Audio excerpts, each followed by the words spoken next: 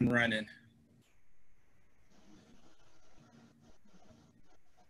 Okay. Good afternoon, ladies and gentlemen. You're tuned into another edition of All About the Authors. This is our series that we do every second and fourth Sunday at about 3 p.m. Eastern Standard Time. So we appreciate y'all being patient. We had a slight delay. You know how technology is sometimes, but we're still going to make it happen. I'm real excited to be a part of today's edition, as we've got two great authors doing some great things, as we have shared just about the last, I guess this is about our fourth time doing this. So I want to go ahead and turn it over to my more than capable co-host, the celebrity source, Tyra Satai. So Ty, how you doing this afternoon? I am just glad to be alive. You know, during this season, you know, when you wake up and you can breathe and not cough, you know, that's a blessing. So so I'm super excited always to spend this time with with you and these amazing authors. I love meeting great new people and just not just meeting them, but embracing them, supporting them, and helping my audience know them and support what they're doing as well. You know, so that's what I love about this, is that it's a huddle, and it's a conversation, and it could be with 5 or 10 people, but it's very necessary, it's important, and it's something that is recorded, and it's a record, so we can share it with all of our family, our friends, our resources, our network, past this moment right here. So I'm always excited about just this time we have on every other Sunday. It's just always a good time, and it allows me to put on lipstick. I've heard that urban myth or urban legend that, you know, since, you know, we're in the now normal and we've got to move a little bit differently, it's like, you know, any opportunities that you get. Yes, I mean, we're masked up. The ladies, we were talking before this, like, you know, I was surprised I got braids. I got tired of scaring myself when I woke up in the morning. And so now you know, we're always in the mask. So we never get a chance to kind of beautify ourselves. You know, when we're home, we're doing home stuff because we're gonna dominate the call because we're mothers and we're women. And so we're multitasking, we're authors, entrepreneurs. And so for us, this is just a good time for us to just, you know, put a little top on, earrings, and, you know, and speak to our fans and our supporters. We're excited. Well, I tell you what, you have said a lot right there. You know, I keep it simple. I'm happy to be here anytime, like you said, to connect with good people, number one. Like everybody that we've had on, they're really doing powerful things, not only, you know, beyond writing, but with writing. And I think it's so important to share. I mean, we have an opportunity to share our narratives, but it just means more when you're able to share other people's narratives. So what we're going to go ahead and do, we'll talk about our stuff later, but I think right now, let's put the attention on the first of our two great people. So Ty, I'm going to have you introduce our first person, the good doctor who is in the building. So Ty, go ahead and make it happen for us. Well, I mean, you kind of took my little shine. I am super excited. Let me add a little more. Super excited because I know you're excited as well to have Dr. Tonia. Come on.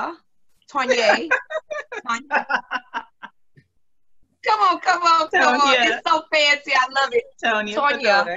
Here with Phanor here today with us, and I promised I did practice that before, but nevertheless, she has an amazing spirit, very, very humble spirit to have accomplished so much, and we are just super excited to have her here with us.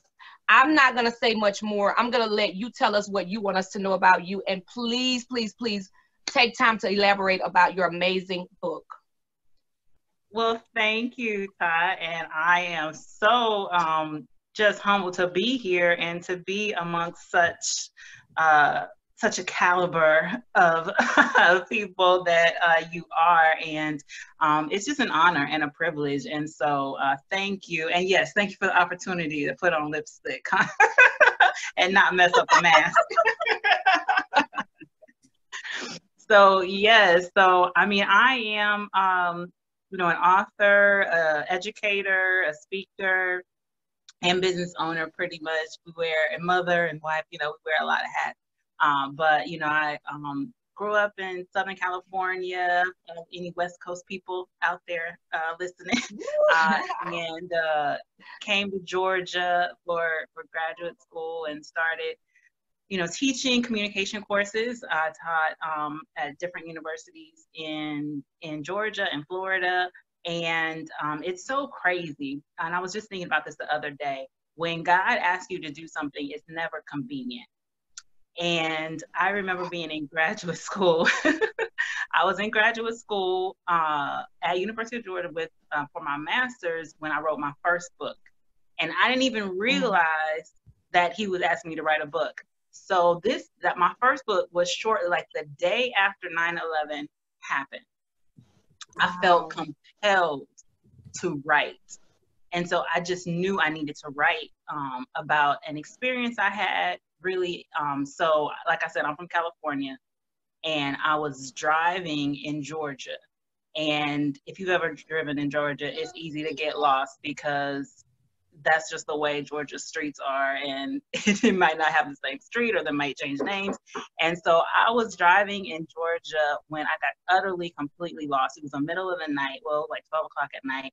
And back then, like, gas stations and everything would close and stuff. So I'm not used to that from LA. But so I had no idea where I was going. And eventually I was able to go and find where I needed to go home. And when I woke up, I was like, that's what life is like without purpose and without direction. And you're just driving and you're just going and you're lost and you don't know if you're going right or left, or if you're even headed in the right direction. Yes. And so that was the first few pages of Changing Lanes, Understanding Your Lane in Life. And so that was my first book. And I just wanted to write about that experience. I had no idea it was going to be a book. And so he just kept giving me more chapters about just understanding your purpose and your direction. And really, as you seek the Creator who created you with a divine purpose and a plan for your life, then obviously you'll understand more what you're created to do. And so I have always written. Since I was a little girl, I would, write poems for my mom. I would write, in journals. I would always write, but I never thought that it would be, a profession or part of my career. I just wrote because it was therapeutic for me personally. And so, so when he gave me that book, I was like, oh, okay, it's a book. So I started. So that was my first book. And then my second book, was birthed out of my own experiences too, being single in Atlanta, and just like, okay, Lord, am I going to get married? Am I not? I had a plan, but clearly that's not your plan. So, I know. So, I'm like, oh, I'm gonna be married by 25. I'm gonna do this. And yeah, none of that happened. I did get married in my 30s. I'm not gonna tell you how old I am now, but but I've been married over 7 years, I'll tell you that. And so, but when I wrote my first book, it was really out of me seeking God and he was really showing me as I grow in my purpose and what I'm called to do, you begin to attract the right people. Because if you haven't dealt with your own baggage and your stuff, then guess what? You're going to attract that into your life. But when you are in a place where you have much to offer, then you're going to also attract that too. And so my second book, The One, was really A Woman's Search for Eternal Love. It's different stories about 7 women going through different relationship challenges. But ultimately, it also deals with purpose. And as you grow personally and spiritually, how that improves your relationships. So in a nutshell. That's awesome, and both sound very interesting. And I could tell just by the reaction of me and author Diana Riley as well. As women, we were both relating to you from the getting lost in life and on the road. I mean, I recently moved to Atlanta, and I'm right by the airport because I wanted to be, where I needed to be. all the time and close to it, because it is a place where you can just totally get lost, and you'll be in one county and you'll just like pop up in a whole nother place. So but that's what life is about. Like, life happens where you have the map, you may have the map, you may have enough gas, you may have everything that you think you need, and you still feel lost, you know.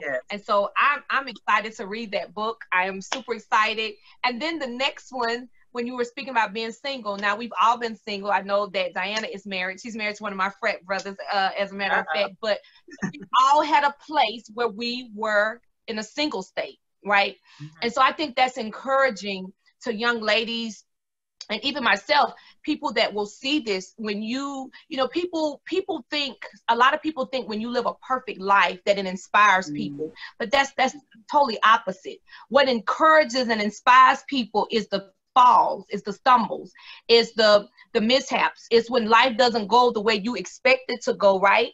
But then a woman like you come back and say, yeah, this happened and that happened. Like you said, I thought I'd be married here. You know, we all have this timeline, but guess what? I still got married. I'm happy. I've been married 7 years, because you have people who got married at 20 and stayed married 2 years and not together. So, you know, they both, I think, are very much an inspiration. Not putting what I gathered from the first one, and I definitely, like I said, I can't wait to read it. One being life, you know, and my book is pretty much similar to yours, called Follow the Fire. Like, you know, you got to have that, it has to be inside of you, and you have to get that direction. And sometimes, you know, God, you're going to be in a place where, you know, like you, again, you spoke of God, near and dear to me. I number one in my life, that he'll take you through places and through your journey that you had not planned to go. It wasn't on the list. Right?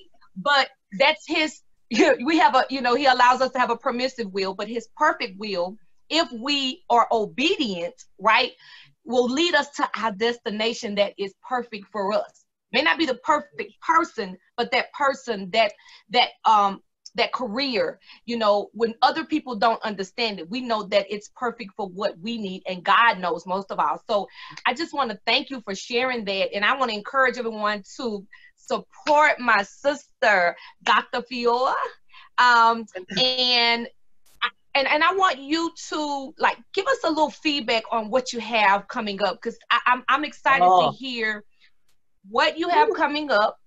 And no pressure, because sometimes I tell people it's okay for us to not have something coming up. When we have two books, sometimes we need to work.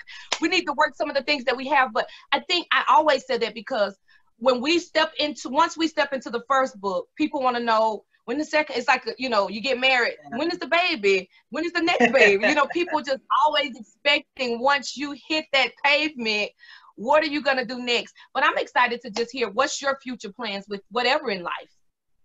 Okay, how much time we got? No, okay, so. Oh, you sound like me.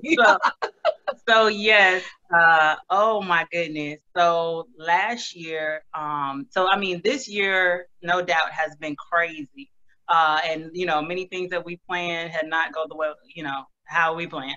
But last year, probably personally, was one of the hardest years. And just like you say, people learn more from our trials and our struggles more than they do from, you know, just having a perfect life, which who has that? But anyway, so, you know, I knew that I was gonna write a third book, and I kind of had some ideas, different areas I wanted to go into, but to make a long story short, last year, I experienced the loss of a child, and I actually was carrying and miscarried, and went through probably one of the worst depressions that I've ever been through in my life. And I haven't even shared this really publicly, but this is going to be, you're going to see how it leads to the third book.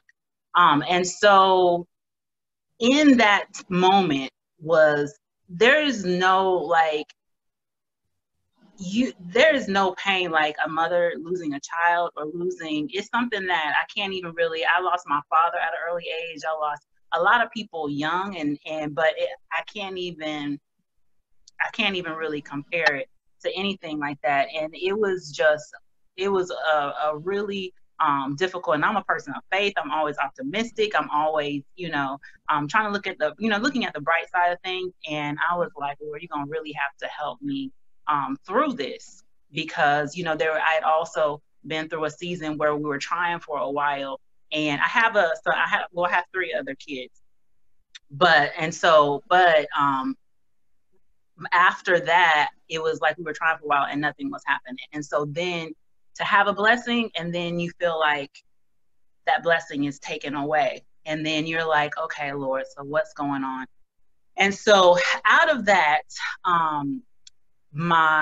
he just showed me that, it's not, yes, having children is part of me being a life giver, but I give life in everything that I do. As an educator, I'm pouring life into my students, in my community, yes, with my children, with my husband. And so the third book is called Life Giver, The Purpose and Power of a Woman. And it really speaks to how we have the ability not only to bring forth life physically, but spiritually and emotionally, how we pour into our communities, our families, those around us, and we speak life into them. We bring birth to things. And so that is going to be my third book that will hopefully be released by the end of this year or the beginning of next year is what I'm working on. And so I'm really excited about it. God really, healed me personally, and I'm still writing that book, but that's where that came out of. And so I'm excited about that. I'm still an educator, but I'm also a consultant. I work with other authors about sharing your message and communicating, public speaking, and sharing your story. I do a lot of consulting with that as well. So I'm excited. I'm excited about what's in store. Well, thank you so much for sharing. And I want to thank everyone who just tuned in. We just have two amazing authors here. I'm so excited to hear that you have something else coming up. And what I love is that you're giving us so many different pieces of you. The books are all different, but very necessary. And so I'm big on necessary things. I don't, people at one point, everybody was calling me to, be on panels. And I got to the point where I wanted to know, what is this about? What's the purpose? Because I don't just join panels just to be on a flyer. Exactly. It has to have a purpose to it. It has to be attached to a purpose. I need to know that I'm going to be able to make a difference, or, where are we going with this? And that's what I love about your books, is that it's attached to something. It's necessary. People need to hear it.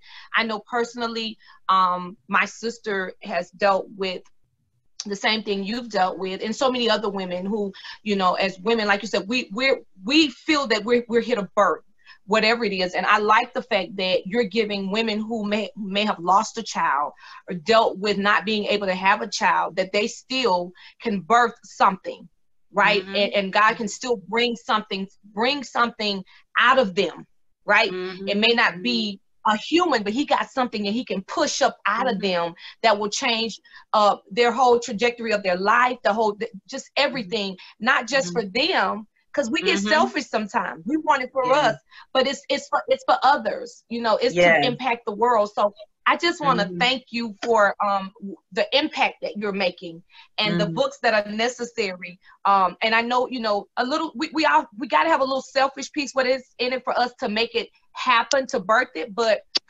doing it for yourself, helping you heal, but in the process, impacting so many other women and so many other people as well. I just want to thank you so much for joining us. We will come back and wrap up with you, but I'm going to hand it over to the amazing Mr. Arthur Snorton. Well, hey, I tell you what, this is what's great about this, because we really do honestly have some great people doing great things. And this one right here, when it comes to culinary arts and culinary genius, there's some great people out there, but this is another great person I'm really excited to have with us. So, Chef Extraordinaire Diana Riley. How are you doing? You're muted. Yeah, let me unmute you right quick. I think she had herself muted because there we go. See, you know how women do make a grand entrance. I said it, and Diane, let me hold off for a minute. Let me just let it marinate for it. See, using culinary terms, marinate, let it percolate. Chef Diana Riley, how are you doing this fine afternoon? I am doing well. I am doing awesome. Now I am, let's be honest. Didn't have a great morning start, but I am doing well right now. I am great.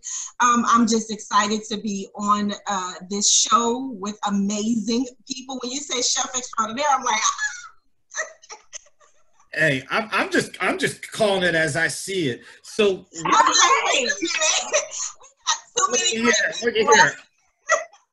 Like I said, I'm just calling it as I see it. And having said all that. And I am only doing what God graced me to do. I'm only doing what he allows me to do. He gives us all gifts and talents, and I don't want to bury my gifts. I don't want to bury my talents. That's one of the things that I promised myself, in prayer, having a relationship with God. Like, God, you give me these gifts, stir them up on the inside of me. I'm not going to bury them. I have children that I'm trying to leave a legacy for. I have children who are watching me. I have people that are attached to me who are looking at me, and I need to be an example. And I know it sounds like a lot. It sounds heavy, but it's not a lot. It's not heavy when you're doing what he called you to do, because he'll make the provisions for your calling. He will not leave you nor forsake you. If you're on that path that he told you to go, he will give you everything you need. Matter of fact, he has already given you everything you need. So yes. I feel as though I have something to give to the world, just like we all do, and I just want to give it. And sometimes I think I'm doing too much. I'll say this, and you made some very real points, and I know a lot of times all of us have talked about our respective faith, and you reminded people, if nothing else, you reminded people of who you are, whose you are, and like you said, we have more than what we realize when we just pause and take inventory. Having done that, share with us a little bit about your writing experience, because it seems like it's not only derived from your culinary expertise, but a lot of those themes that you just talked about, your talents and your gifts and your outreach and your faith and your spirituality. So walk through those with us, please. Okay, so first I want to say, as Dr. Tonia was speaking and she called out all these things of who she are, an educator, a mom, a wife. I too am an educator. I teach high school students. I am a business owner just like she is. We're entrepreneurs, we're authors, we're women, and so in my last book that I released, I put a statement that said, your worth is not found in what you do. Your worth is found in who you are. And so I just feel like we have to get to the essence, the true essence of who we are, because all those titles and everything in the world of who we're trying to become and who people expect us to be, we can lose ourselves and we can get lost. Sometimes we have to find ourselves in who God made us to be. So those titles don't mean anything if you don't know who you are. So I had to learn on that journey, like, who am I? Who am I really? Because everybody wants me to be just a chef. Like, you're not supposed to do all that other stuff. Like, why you got a podcast and why you wrote books and, and why you teaching at a high school students and, it's just so much stuff. And it's like, yes, I do that stuff. I need to find out, who am I? Who is Diana? Who did God create me to be? Because I can't be all those things without knowing who I am. Because you would just fall to pieces, losing yourself in all the many pieces of who you are. It's like we're pieces to a puzzle and everyone has to fit. So that's what I want to say to that. But my books came about because I too was on a journey, lost at the beginning. And so my first book, Cooking on Purpose, Life Lessons Learned from the Kitchen, I decided to share my story from the beginning. where I started from, who I was, my childhood, how do I get to becoming the owner of a catering company?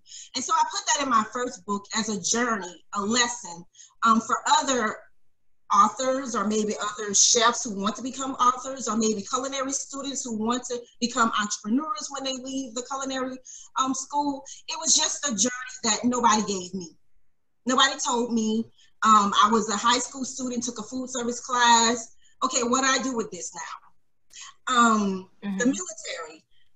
I went to the military. I served 9 years as a food service specialist. I get out of the military. Now, what do I do with this? Nobody really told me what to do with all those skills, what to do with what you learned.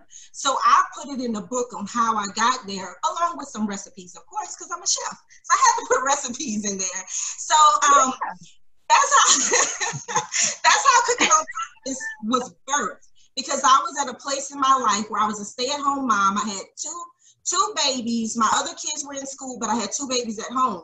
And it was like, God, you didn't let me graduate culinary school. You didn't let me go in the military to just sit at home with my babies. I'm more than that. I have a lot to offer. So I wrote the book. The book was birthed using those experiences. And so life happens.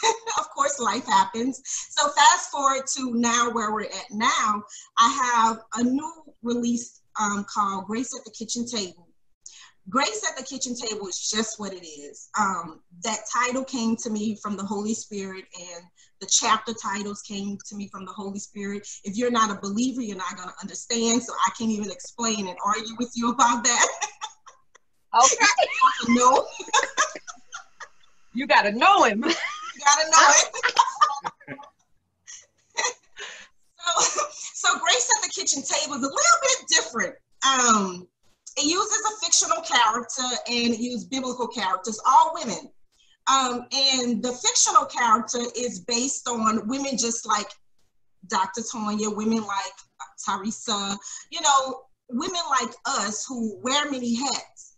And we're searching for stuff. We may have found what we're looking for. We're juggling, trying to keep it all in a line, keeping it together. And so Grace at the Kitchen Table is about those challenges that women face, trying to make sure that we can get food to the kitchen table for our families and keep ourselves together at the same time.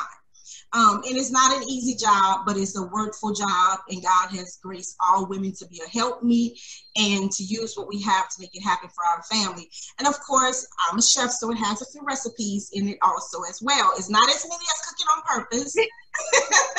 Not as many as Cooking on Purpose. Cooking on Purpose is the actual cookbook, but Grace at the Kitchen Table has like 4 or 5 recipes at the end. I titled that Grace Recipes. But it's fictional characters like Kanya. I gave her that name. She's a biblical woman in the Bible. Kanya was the woman at the well. And so I gave her that name. But it's women like her who are thirsty. Everybody knows a thirsty woman. We all been thirsty, if truth be told.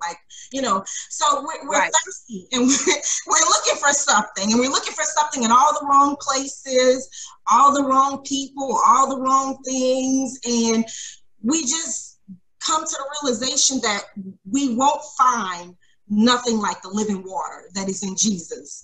And she had to come to that realization. And Kanya is any one of us women. We've all been there searching and finding ourselves in the wrong things. So it's like nothing but God's grace who saves us and who pushes us and give us what we need to get what God called us to do. So that's Grace at the Kitchen Table. Well, I tell you what, you covered a lot of key themes, like you said, just having that spiritual base, number one, and that grounding. And as we've said, not only this time, but other times, remembering who you are and whose you are. A lot of it also realizing your purpose, and a number of the things that you said earlier, you're more than equipped with everything that you need. What would you say would be some additional takeaways, not only from your previous work, but as you continue to do more things, what are some other takeaways that you want any reader, or even with any classes, what have you, what are some of the key things you want people to be able to take home with them? Okay, so I think one of the key things is prayer, because my last book has prayers in it. Prayer is one of the key things that I would say to take away. Get you a prayer life. You need a prayer life. You need direction. Your prayer life will give you direction. I have found myself in my prayer closet. I moved and now I don't have a prayer closet. So everywhere I walk outside, that's my prayer closet, my bathtub. I understand. Actually, I did have a prayer closet. And the prayer keeps you grounded. Prayer keeps you in right relationship. Prayer will give you what you need, the answers you're seeking. And God doesn't always answer. We may not like his answers, but his will is what's best for us. Especially if you don't know. Right now we're in an uncertainty. But God is still blessing in this uncertainty. Yes. But you won't know what God has for you or the blessing God has for you if you don't have a prayer life. You have a prayer life and a plan, you could just, you can do it. I'm not saying it's going to be easy. I'm not saying that it won't be on hold or it won't be delayed, but it definitely won't be denied with a prayer life. Amen. Yeah, definitely. Well, I tell you what, for folks that might have missed Bedside Baptist this morning, I hope you're getting your fill of the Spirit this afternoon. Baby, we have two stewards and advocates, another person, and a member of the board of one of the schools of divinity. So it's like, hey, we're definitely doing some things here. That, I tell you what, it's important, and we'll keep stressing it.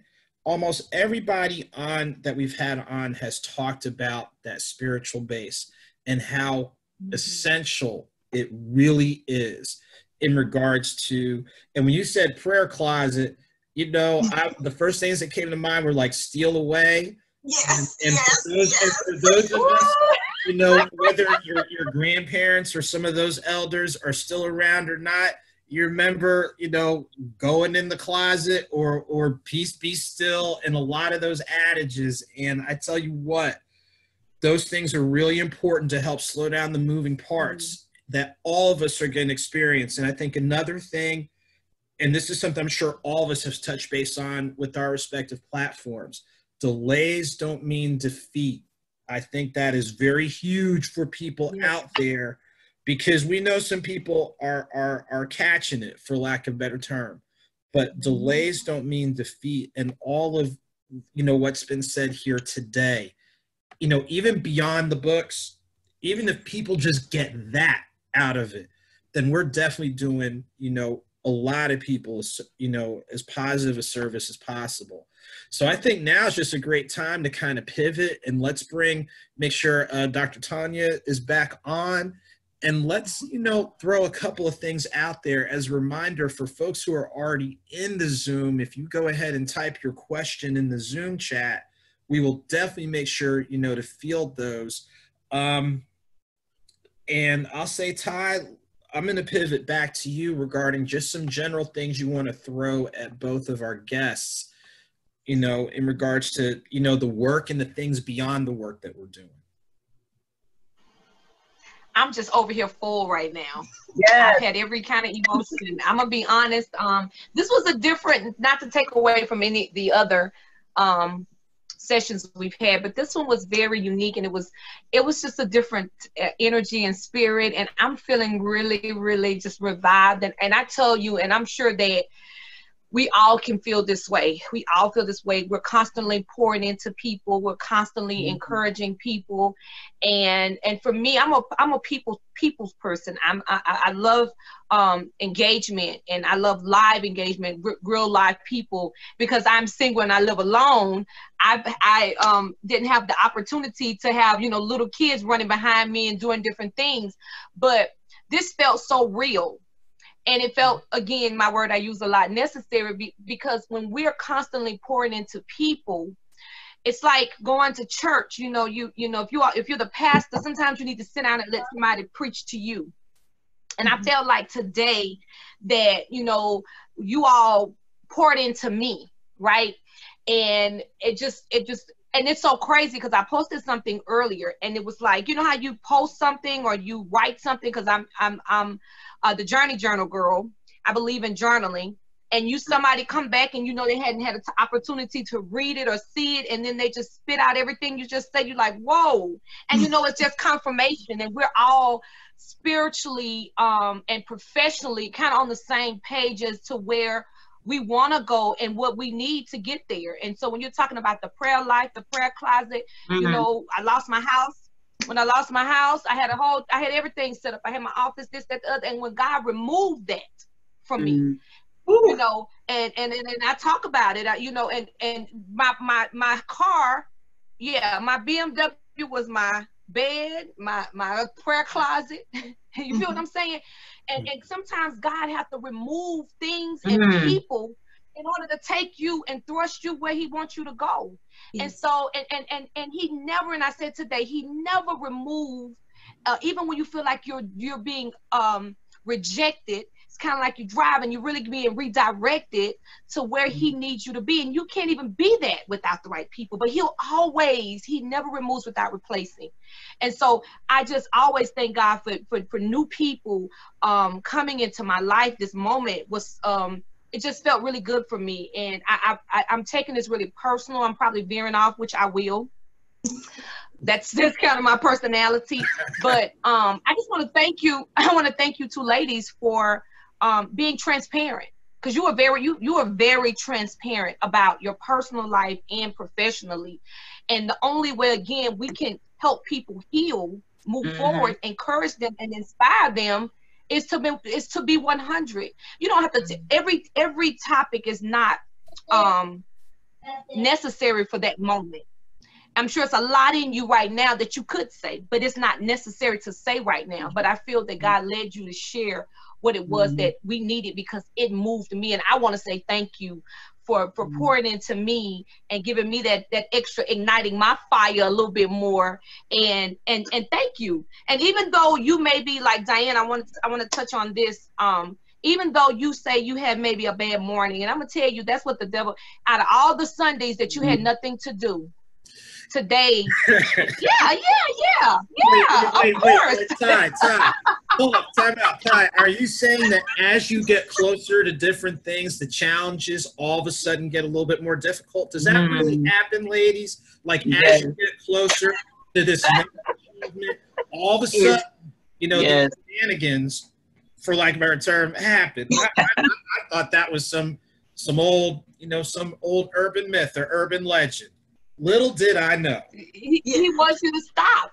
And we had an experience last night. We were going into the morning trying to figure out something that we had a deadline on. But guess what?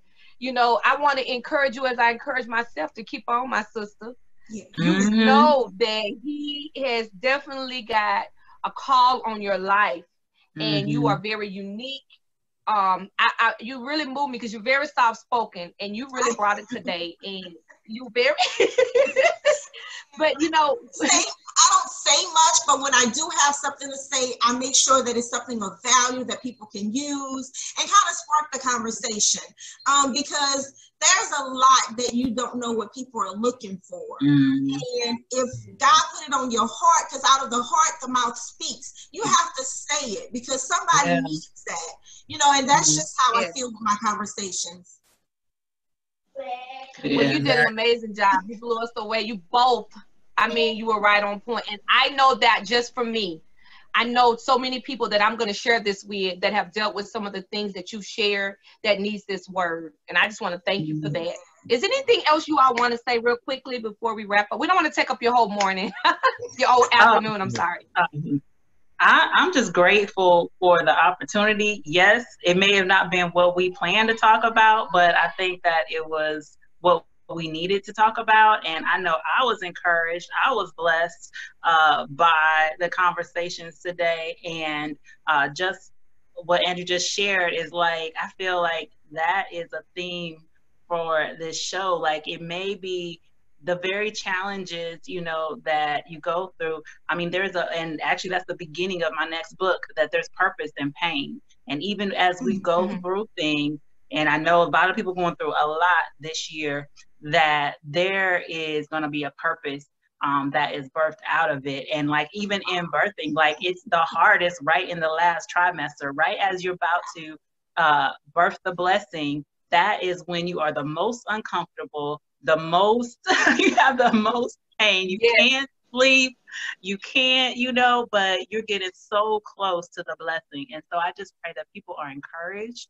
to know that you may be feeling like everything that's happening this year and like so much is going on, but through it, as we go through it, that there is something beautiful that is going to be birthed out of it, and to just continue to stay focused. Yes, to continue to stay in prayer, as Diana was saying, because I think that the very thing, and even the things that you feel like you think you're ashamed of, don't allow the enemy to bring shame on it. That could be what sets somebody else free as you come through it. And so so just be encouraged. I've been encouraged by today, and I'm excited to see, what's in store for the rest of this year.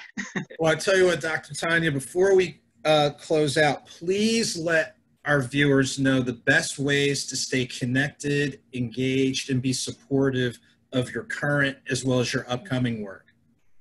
Yes, I'm Dr. Tonia Phanor on everything, drtoniaphanor.com, for my books, for consulting, coaching, for communication, and on Facebook, Instagram, Dr. Tonia Phanor. So I love to hear your feedback from today, or questions. Let's continue the conversation. And it's been a pleasure.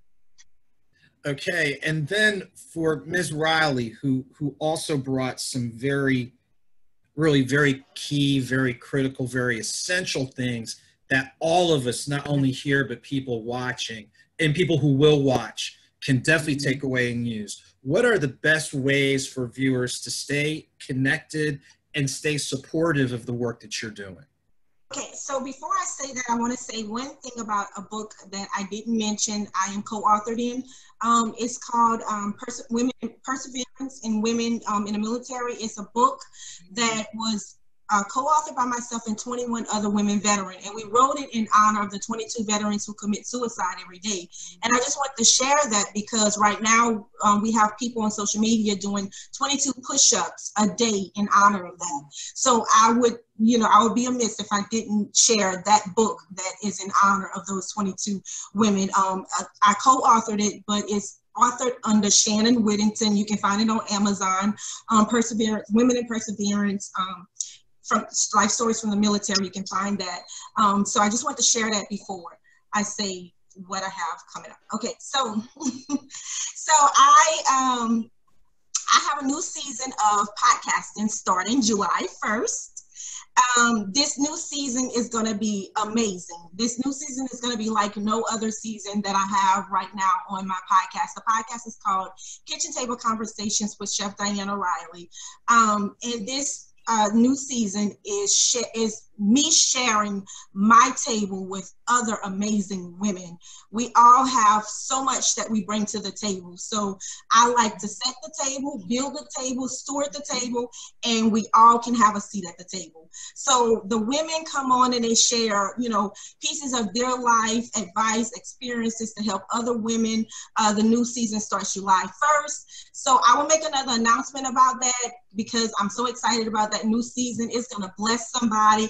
And I hope that you don't get discouraged if you hear my children open a door in the background, because you just might. Mine too.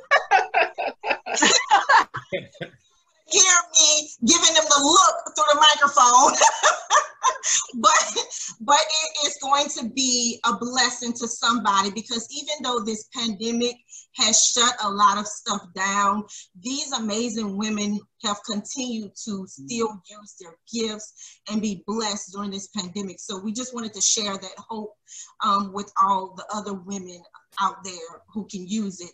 So I have that coming out July 1st. Also, you can find me on social media, Twitter, Instagram, at Diana_Mama Chef. And I'm on Facebook at Chef Diana Riley. My website to order my books is www.bit.ly /Diana Riley. Of course, you can find them at any book retail store. So yeah, that's where you can get it. All right. Well, awesome. Awesome. Well, before I close it out, I got to go ahead and pass it back to my more than capable colleague, Ty. Some closing notes on your end, please. Again, thank you, ladies, for joining. It's been an amazing day. Real quickly, I released this book, Matters of the Mind, and I can't keep them in stock. Praise God. It's just a time when, you know, people, it's a self-care journal, and I've dealt with a lot of challenges, not just as an adult, but growing up. And I know how it feels to deal with issues and feeling rejection and feeling lost, if you will, and all those things, not, you know, from a child up. I've just always been a person that's resilient and just wasn't willing to give up. Giving up was not an option for me. And so I know it's a lot of me's out there. And, you know, God had put this on my heart to do this so many months ago, a year ago, but I was traveling so much with my job in entertainment, and I wasn't as obedient. He knew I was going to do it, but, you know, he'll stop us. And, you know, and like we talked about, delayed is not, you know, denied. It doesn't mean it's not going to happen, but sometimes God will just stop us. And I talked about that today in my post, because that's the only way. Sometimes he has to remove stuff from us, because we'll never leave it. He have to leave us so he can bless us. And so when he stopped us during this pandemic, I immediately finished this journal, and it was very timely. Because guess what? People are dealing with a lot of mental illness. People are forgetting to take care of themselves. People have a lot of time to think, and they're thinking about things that happened in the past. They're thinking about things that they should have done, should have, could have, or would have done, what people should have done, didn't do, the mama, the daddy, the husband, all these different things. You know what I'm saying? Not just that, like you were sharing, Dr. Tonia, about losing a child. What this self-care book talks about is very personal questions, talking about, you know, what I love most about myself. Just a few. I want to share a few. What I love least about myself. What would I change? Do I ever feel depressed? Why? You know, how often? What causes me to feel depressed? How do I cope with it? And, you know, who make me happy? Who make me sad? Who hurt me? You know, did I tell anyone? Like, you know, what would I want them to know, or what would I want people to see? You know, this is that type of journal. And then it's a lot of space to write every day how you feel. I am a big advocate of journaling. Like you, Dr. Tonia, my book, I never thought, I have ADHD, dyslexia. Never thought in a million years, okay, I was most likely not to succeed in school, that I would be an author. But God had a different plan, right? So journaling is like everything to me. It's very therapeutic. It's a healer. Things that you can't say out loud, or you don't need to say right now, you can write it. It also reminds you, like a Facebook post, when you go to memory, you know, you go back to the memory and you see people that may have passed, or people you may not even be friends with anymore, but it reminds you of that moment. Just imagine, you know, taking time to capture every day what happens, just a little 2-3 sentences in your life. Like today, Diana, if you're having a bad day, you write down what's going on. Tomorrow you may feel totally different, and then you're able to go back and see what God has allowed you to go through in the past. I went through that, I can get through this. And so that's why journaling is so important. And also it leaves something for your kids. When you're gone, they can go back and know who you were, how you thought. And when they're going through stuff, they can say, well, you know, my mama or my grandmother had, this is a part of who I am. And so it's a document. And so that's why I love it so much. I have a series of Greek inspired journals that I just re-released, because I had a smaller version. So everybody likes the big version. So I have a total of 13 journals, a book, and I'm a co-author of 2 books. But you can find all of my books on my website and on Amazon.com. You can find me at FIYAHTYRESSATY on all outlets. And I'm here to support you as well. If there's anything I can do, please reach out to me. Wow. Well, I guess here, let me get myself together after these awesome things. Let's see. I'm very thankful, like I said, to be here, and I'll share my works The first book that I did, Deeper Than Your Deepest Sleep, Thoughts on Love with Joseph Snorton. It's basically a retelling of conversations with the long-lost family member I didn't know existed until like May of 2014. So when and the backstory on that is when I got my invite for the memorial service for Dr. Maya Angelou, my name is Andrew, but my invite came in the name of Joseph, and I thought it was like a bad typo or a bad joke until I did the research. And yeah, there's like a long lost family member that's by that name. So it's just a poetic reinterpretation of talking about the action of love through the lens of relationships people may have had with their parent, their guardian, their siblings, people that adopt you as play families. Some of us are familiar with the term play cousins, people in your life, people no longer in your life.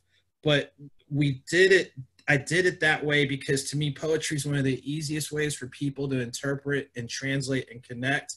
And the beginning of each chapter is a portion of the actual conversation. So that way the reader knows what they're getting into before they jump into it. And even at the very end, it's self-reflection through not only your lenses, but then that spiritual conversation.